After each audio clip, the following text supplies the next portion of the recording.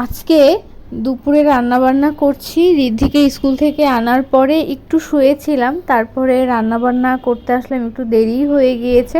তো এখানে একটু চিকেন রান্না করছি আলু দিয়ে। ঋদ্ধি খাবে আর আমার ভাই আসবে, ওর জন্য করছি আর কি।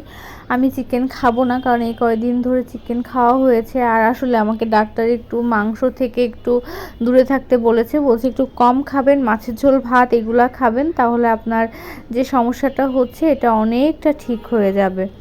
এক কথায় হালকা পাতলা তরকারি খেতে, মানে পাতলা মাছের ঝোল। তো এখানে মাছের ঝোল করছি।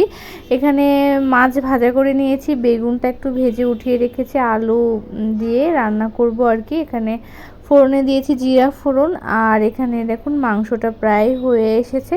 তো দুপুরে কী কী রান্নাবান্না করেছি আপনাদের সাথে এক নজরে একটু শেয়ার করি। এখানে দেখুন মাছের ঝোলটা রান্না করেছি, এটা কাঁচামরিচ দিয়ে জিরা বাটা দিয়ে রান্না করেছি, এই কারণে তরকারি কালারটা এমন হয়েছে। আর এখানে করেছি হচ্ছে পেঁপের একটা তরকারি, এটা শুধু আমি খাবো, ঋদ্ধি খেলে একটু খাবে। আর এখানে হচ্ছে একটু মুরগির মাংস রান্না করেছি।